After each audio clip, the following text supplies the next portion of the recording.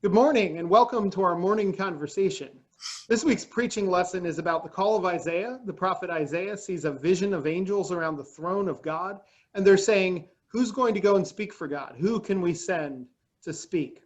And Isaiah answers, hey, I'm here, send me.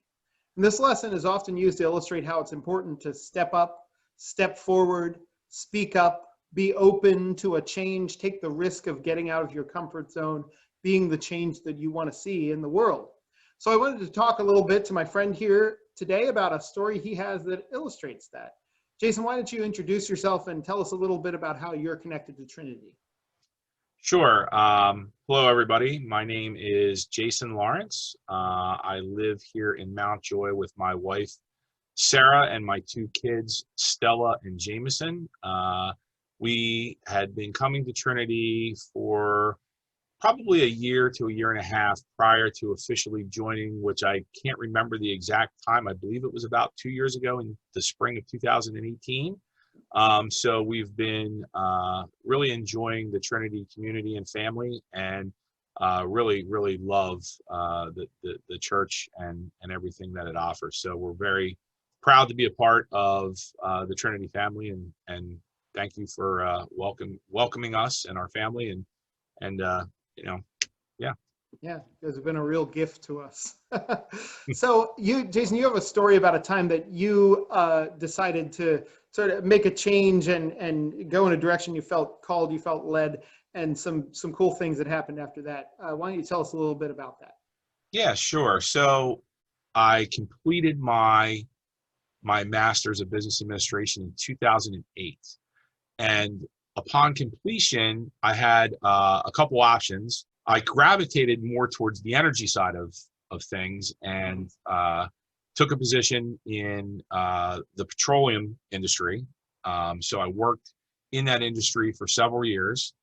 And as I was working in that industry, there were some changes that seemingly were coming along for what was next. So the petroleum and the fossil fuel industry has been around for hundreds of years, and that at some point there's going to be a new way of doing business, and I kind of caught a glimpse of what that was going to be from a perspective that they weren't going to phase out fossil fuels all at once, but there was going to be a migration towards renewable fuel use, which is where my interest was, and how that was going to be incorporated into the petroleum supply chain. So I left the position that I was at in the petroleum field and joined a company that was integral in the renewable fuel space. So the renewable fuel industry really consists of a lot of farming co-ops, folks that create and make soybeans, and then they crush those beans into an oil. The oil is extracted and run through a process, and on the other side of that comes a renewable fuel. So they know that space very well. And the petroleum industry, they understand pipelines and how to take crude oil and make it crack it down from crude oil to either gasoline or diesel fuel or jet fuel. But there was always been kind of a gap between the two. And so our company was positioned to be that kind of that liaison between the two.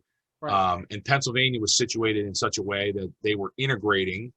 And so I took a job with another company from the petroleum side of the business to the renewable fuel side of the business. So I got myself positioned there because I thought to myself, what do I want to do that's going to be, for the good of, humanity, but also the good of, I can leave a legacy and look back at the end of my career, hopefully, and talk to my kids about, someday, what did I actually do? And so I thought about, wanting to be involved in something like that. I just didn't know exactly what it was. And so I did pray a lot about, direction and, how do what am I going to do with my life here? And along that path, came my master's degree, meeting my future wife, Sarah, and then, making some different decision points for my career. Sure.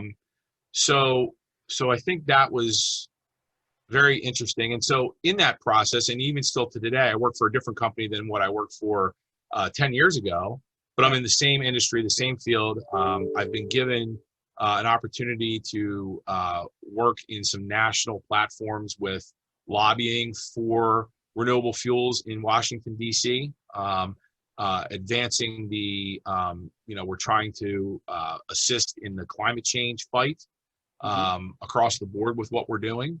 And so I've had to have along the way lots of blunt and robust conversations with people that maybe philosophically don't agree with what the renewable fuel industry is doing, and specifically the backlash that we get a lot of times from the fossil fuel industry.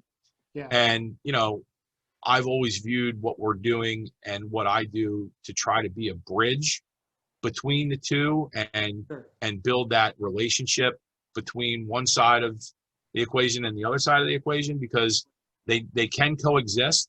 And if it's done correctly, there's a mutual partnership there that can be not only profitable, but beneficial in the long run for, for the sake of, really our country, and then also, our futures and our kids' futures and their futures. And, so I feel called and have a responsibility to try to act in a fiduciary manner to be a steward of our environment, and hopefully hand off to my kids someday a place that's better than when I came into it. So yeah, absolutely.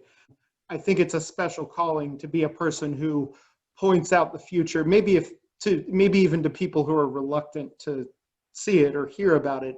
And I think you have a particular skill at that, I guess. I guess it's a skill. At the end of the day, it's all about really the relationships that you have, and being able to build on, the strengths of one another. And industries can do the same thing as well. So it doesn't have to be, there doesn't have to be animosity there. There can be a collective partnership. And I found that in my career through the years.